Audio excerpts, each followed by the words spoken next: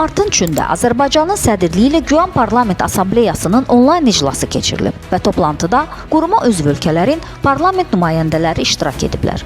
Sessiya çərçivəsində keçirilən birgə komitə iclası və büro toplantısı Güyanın gələcək inkişafı üçün mühüm mərhələ oldu. Gürcüstan Parlamentinin Hüquq Məsələləri Komitəsinin sədrinin birinci müavini Tarniki Çixeyşvili Güyama üzv ölkələri arasında sektoral əməkdaşlığın təşviqinin düzgün istiqamətdə atılmış bir addım olduğunu vurğuladı. O qeyd etdi ki, bu cür əməkdaşlıq ümumi imkanların daha dərindən araşdırılmasına və üzv ölkələrin qarşılıqlı inkişafına əhəmiyyətli töhfə verir. Çixeyşvili həmçinin Güyan çərçivəsində ticarət, rabitə, energetika və nəqliyyat sahələrində böyük imkanların olduğunu və milli parlamentlərin bu sahələrdə mühüm rol oynaya biləcəyini qeyd etdi. O, son illərdə Güyanın əhatə etdiyi regionun qarşılaşdığı çağırışların üzv ölkələrin təhlükəsizliyi və suverenliyinə təhdid yaratdığını bildirdi.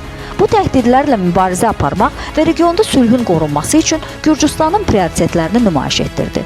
Onun bu çıxışı Güyanın gələcək fəaliyyətinin təhlükəsizlik və sülhün təmin olunmasına yönələcəyini bir daha göstərdi. Sessiyanın sonunda kommunike qəbul edildi və Güyan Parlament Assambleyasının sədrliyi bir il müddətinə Azərbaycandan Gürcüstana keçdi.